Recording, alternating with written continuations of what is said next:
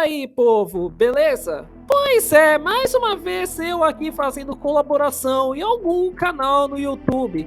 Pra quem não conhece aqui, eu sou o Nelo do canal Projeto Electrosphere e Cafofo do Nelo. E agora minha aparição é aqui no canal Shunamps BR. Bem, esse vídeo vai estar disponível tanto nesse canal que eu acabei de citar e também lá no Cafofo do Nelo. Pois o Felipe ele acabou me cedendo um espaço para eu fazer uma análise do jogo Air Twister, a qual a chave foi cedida lá pelo pessoal da YSNet Inc.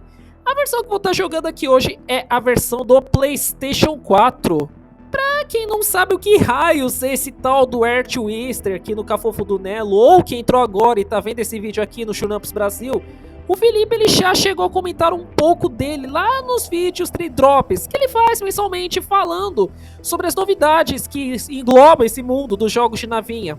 Mas vou dar uma explicada aqui. Air Twister ele foi um jogo desenvolvido pela equipe do Yu Suzuki, que ele é um ex-funcionário da SEGA, que criou jogos como Afterburner, OutRun, Space Harrier, entre outros. A empresa é a YSNet Inc. Ele fundou ela em 2008. Por hora de jogos grandes, além do Air Twister, eles só também desenvolveram o Shenmue 3, que foi o que deu uma baita de uma repercussão nesses últimos anos. Uma coisa que normalmente eu falaria mais pra frente é sobre minha sensação que tive durante a gameplay, mas eu vou falar agora, uma coisa que eu comentaria mais no final. O jogo, por incrível que pareça, ele foi originalmente lançado para celulares em 2022, no caso o Apple Arcades, e teve alguns momentos que eu realmente senti que era algo que não lembrava muito um jogo para consoles. Agora está sendo lançado só agora para o PlayStation 4, PlayStation 5, PC, Xbox One, o Series e o Switch. E falando em jogo celular, vamos explicar logo isso daí. Como assim? Jogo para celular sendo portado para console? Que história é essa? Pois é, como vocês estão vendo aí logo de fundo, esse jogo ele foi inspirado em jogos clássicos, como por exemplo Afterburner e Space Harrier. No caso, a inspiração do Space Harrier, a ideia veio da personagem ficar flutuando por aí e atirando em vários inimigos diferentes. Já de Afterburner é o sistema de você travar uma mira e atirar vários lasers que funcionam como os mísseis para quem já jogou o título. E honestamente, essa parte da mira quando eu comecei a jogar achei ela bem estranha. Ué, por que né? Eu tô vendo você jogar aí até você tá jogando bem? Então, se vocês prestarem bem atenção, até pause o vídeo. Não, o jogo não tem mira. Você meio que tem que passar por cima do inimigo para a trava conseguir funcionar. A primeira vez que eu tava jogando achei bem estranho, eu não tinha percebido isso, mas depois comecei a olhar mais de perto, eu percebi que realmente não tinha mira. Mas, quando fui pesquisar e percebi que ele era um jogo de celular, dá pra entender bem o motivo. Como você tá usando o dedo pra mover a personagem pela tela, isso acaba facilitando muito. Mas isso no console gera um problema que eu percebi em algumas fases. Muitas vezes você vai passar a personagem em cima de vários inimigos para fazer a mira, só que no final o cara vai atirar em você ao mesmo tempo e você vai acabar recebendo dano de graça. Além disso, as vidas desse jogo funcionam de uma maneira um tanto que diferente. Vocês estão vendo ali em cima que tem dois corações, o coração rosinha em cima e embaixo tem aqueles corações amarelos. Então, você na real tem 3 vidas como qualquer joguinho de nave normal. Mas, em vez de você tomar um tiro e perder um coração, você vai perdendo aqueles corações menores embaixo. Zerou aquilo, você perde o maior. Ou seja, é basicamente uma espécie de um escudo. E também, perdeu tudo e morreu? Continue. Ah, apertou para continuar? Volte tudo de novo do início da fase. E são apenas 2 continues. Eu procurei pra ver, eu não encontrei nada de aumentar. E ele também não funciona como, por exemplo, um Raiden 4 Overkill, onde cada vez que você vai tomando Game Over, ele vai aumentando a quantidade de crédito que você pode usar até chegar no Free Play. E também cada fase tem um rank. E algumas das fases que você vai chegando, que são as bônus, elas vão lembrando bastante as ideias do que a gente tem dos estágios bônus do Galaga, onde você precisa destruir uma certa quantidade de inimigos. E se você conseguir pegar todo mundo, você vai conseguir uma baita de uma pontuação. Os estágios são até que bem simples, mas eu notei que quanto mais você avança, mais fraco, digamos assim, você vai ficando. Ué, pera assim, mas não é uma progressão normal de mais difícil, mesmo você estando com uma arma, digamos assim, padrão, você não estaria igual você começou do início do jogo? Pois é, não. Eu vou explicar isso já já.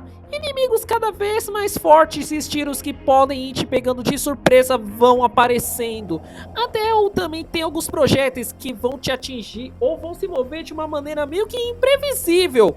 Parecendo que eles vão para uma direção e no final eles dão uma torcida de leve e aí você acaba sendo atingido. E uma hora ou outra você vai acabar tomando um fim de jogo. Mas aí que mora o segredo que você já deve estar com uma cara de você tá piradão.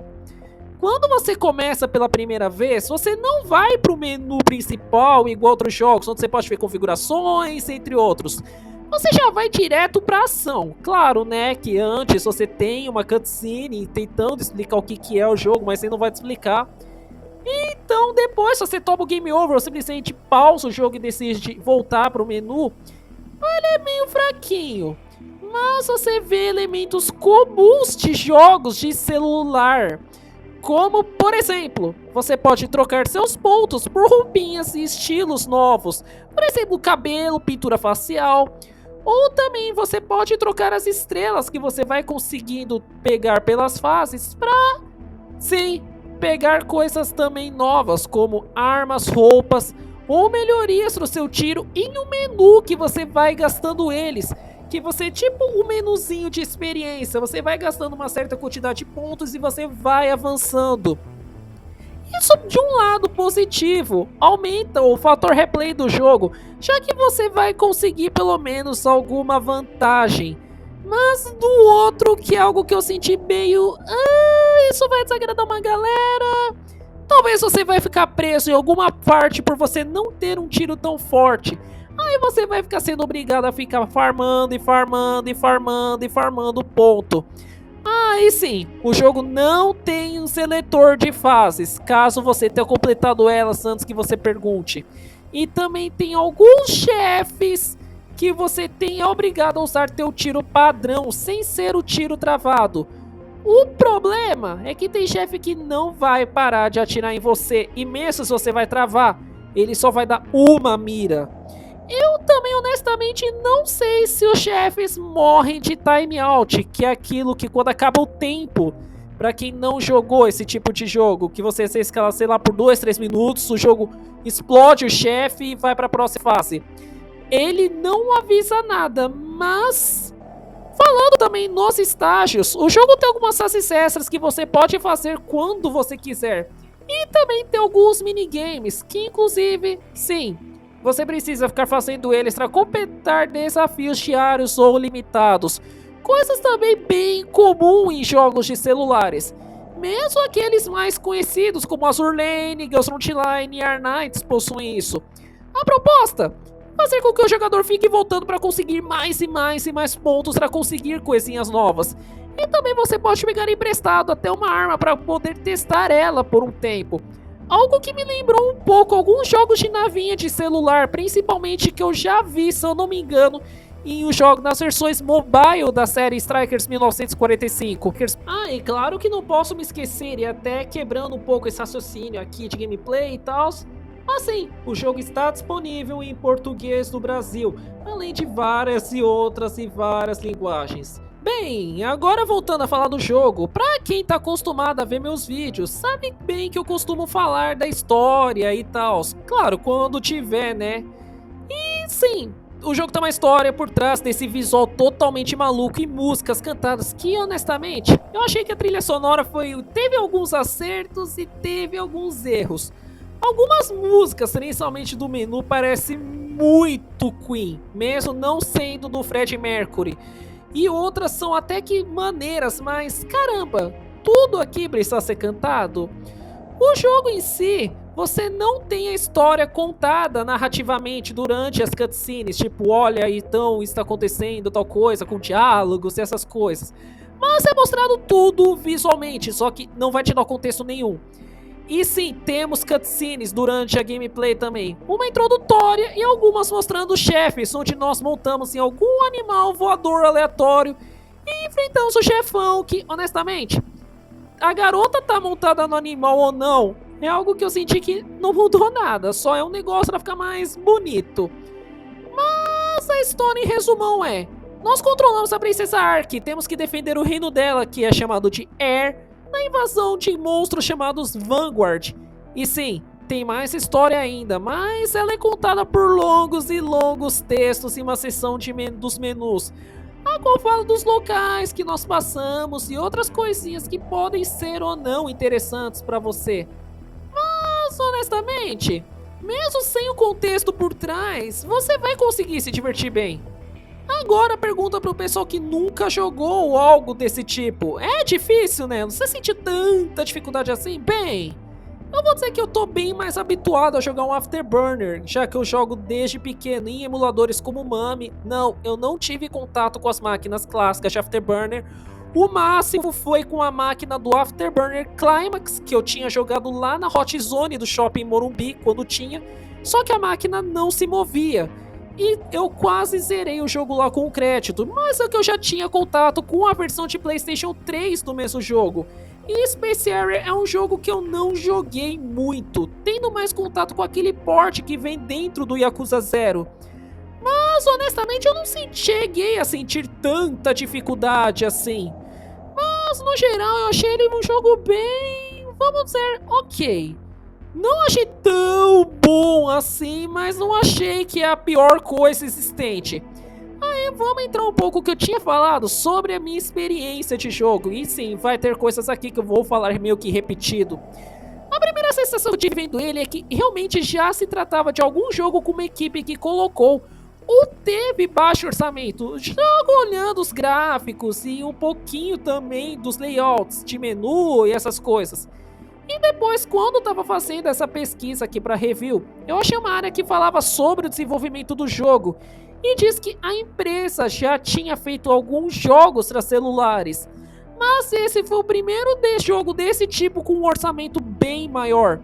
E o próprio Wii U estava relutante em dizer que o Air Twister é um sucessor espiritual do Space Harrier, além que ele teve inspirações também em outros jogos da SEGA para a criação do jogo. O conceito já estava sendo feito praticamente desde o ano de 2015. E junto disso achei um pouco também sobre a empresa, que realmente é uma empresa que passaria despercebido pelo radar de muitos. Mal os caras têm jogos, os dois maiores que eu percebi lá foram o Shenmue 3 e o Air Twister. Durante a jogatina, como comentei anteriormente, eu até que fiquei surpreso que toda a trilha sonora era cantada. Mas depois de um tempo fazendo de novo uma segunda run, eu comecei a sentir que, na boa, era tão necessário assim. Tipo, até o menu é cantado e parece que eu tô ouvindo uma música do Freddie Mercury. Pra quem joga jogos de nave, sabe que a música é algo praticamente majoritário junto dos gráficos e da gameplay. No caso, as mecânicas de jogo, como que você vai se sentir, o que vai acontecer e tal. Mas aqui, as músicas às vezes chegam até a incomodar e enjoar. Tem momento que eu senti vontade de literalmente botar a música no zero e botar alguma outra. Do menu eu até senti ela bem fraco. E a primeira sensação que se tratava era de um título de celular. Sim, olhando logo o menu principal eu senti isso.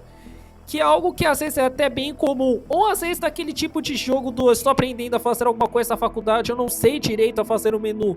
Já que muita coisa lá aparecer muito aqui, esse negócio de clica aqui, clica ali. A parte de desafio, desafios diários e outras coisas. E pra quem estiver vendo e se perguntando, não, eu não tenho problema com jogos de celular. Eu jogo alguns, como por exemplo o que eu mencionei anteriormente, o Arnights, Azur Lane e o Ghost Frontline.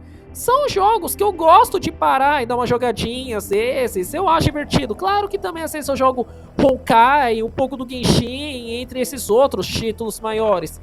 Mas para um jogo de console, de primeiro eu até achei meio estranho. Mas para um jogo de celular é entendível. Vamos lembrar que no PlayStation 4 sim, temos portes de jogos que foram focados para dispositivos móveis.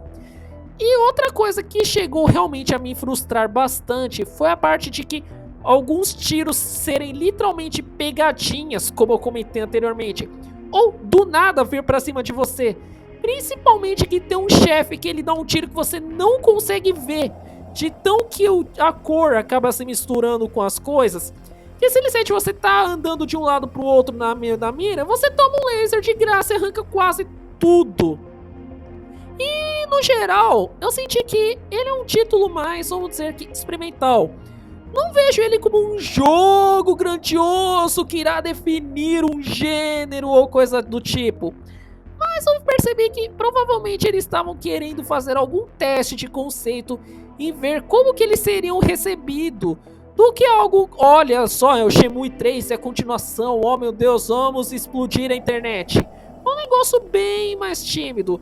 Quem sabe no futuro eles não planejam fazer algo maior nessa pegada. Por mais que ele não seja lá essas coisas, é algo que realmente promete chegar em lugares mais longes, se ainda tiver um bastante incentivo do pessoal que é fã e a galera que conhecer acabar percebendo esse tipo de coisa. E praticamente é isso, foi aqui minha review de Air Twister. É uma review até que, bem, longuinha até, eu achava que ela ia ficar meio curta, mas até que eu consegui falar bastante coisa que eu queria. Eu vou agradecer de novo ao Felipe por ter me dado essa oportunidade de participar aqui do canal dele. E se você viu o vídeo aqui no canal dele, aproveita lá para passar nos meus outros 2 canais que devem estar aí na descrição. E bem, se você é uma pessoa da casa, espero que tenham curtido essa surpresa aqui. E até o próximo vídeo. Fui!